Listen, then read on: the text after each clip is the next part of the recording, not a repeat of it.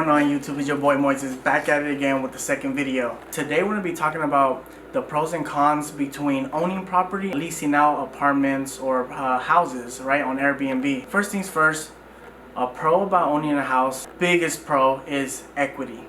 When you buy that property, you own that property. You make the rules on that property, and at the same time you're building equity, and especially in a market like today where real estate is just popping. You already know equity is building fast, because what do you do with equity? You do a little refi, you take out some cash, and you repeat the process. You buy another property, and that's one thing that's so key. And the reason why I bought my property is because I wanted the equity in order for it to pay for my next investment. A con about owning a property and listing it on Airbnb is anything that goes bad, you have to fix right away.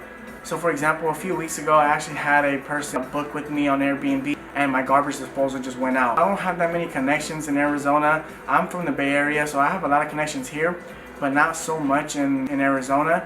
Cost effective, and it can happen on Sunday, so you have that Sunday fee. It's just you have to fix it on the spot, because if not, then you get hit with those bad reviews.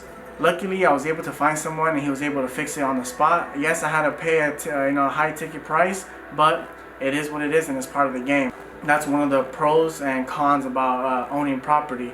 Now, you're talking about leasing or renting. It can take out a lot of stress, but guess what? You're not making that equity. So you're paying someone else, but at the same time, you're making money off their property. So it's honestly like, it's kind of like you're double dipping, right? The thing is though, with renting, if something goes out, you call the property manager and they have someone like a service manager that fixes out the properties. The lights go out, you have someone that goes fixes the lights. Everything is kind of taken care of. The only thing that's kind of hard on that part is just finding an actual property that's going to be able to let you sublease. Now, subleasing is kind of like putting things under your name and renting it out on Airbnb or Expedia, or not Expedia, but other platforms where you're able to do like pretty much rent out your own property. But that's the only benefit of renting, but then at the same time you're not owning that property, so you're throwing away a lot of money. At the same time you're still making money, so it's okay. It just kind of just depends on your current situation. If it comes down to like money, if you don't have enough down payment, and if you don't have enough credit. Now you can get away now by not having credit, and that's another pro, is like, let's say you have bad credit. When there's apartments that still accept you about having just above 500 credit score. That's a good thing about it, because now you're able to bring in another income and start paying off those credit cards or whatever those debts that you have.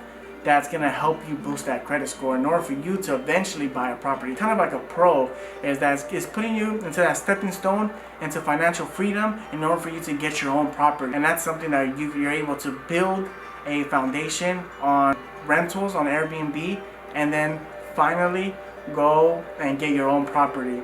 So that's the only two differences that I want to talk about today. And the reason why I went the route that I wanted to buy my property is because decent credit, I had some money saved up, and I wanted to buy my own property. I'm 25 years old, and I didn't want to go the route where I kind of just wanted to rent it out to a 12-month lease, 12-month contract, and just make $200 or $300 profit.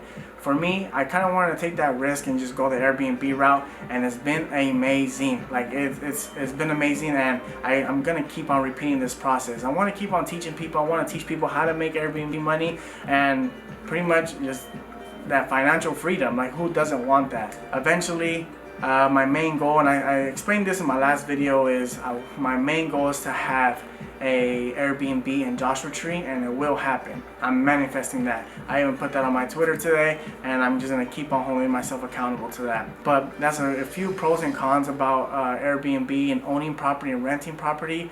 I do have some emails and some scripts on how you can contact Airbnb rental properties, but that let you do sublease on apartment complexes or even houses. If you need that script, just follow me on Instagram, and I'll be able to send you that script. But it's very key. It has to be worded a certain way in order for these apartment managers and be able to let you do the Airbnb method.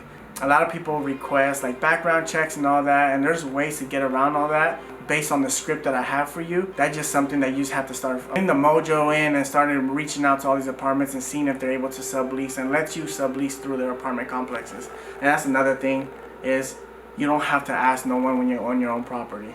So it's one or the other. I just feel like this one, I want to do a quick video today based on owning property and renting property. As you see, it has its pros and cons. Right now, I'm going the route of owning property. I'm actually gonna start trying to get property that I'm gonna be renting and start doing a little bit of both, so I can show you guys stats on paying rent plus the income plus profit, and do the same thing with owning property and showing profit based on mortgage payments throughout the month. But I'm in my robe, and that's the one thing about Airbnb is you get to just wear whatever you want, and it is an income. It's very good money. Hopefully this month we'll hit the $10,000 mark. Subscribe to my YouTube channel. Moises, I'm out.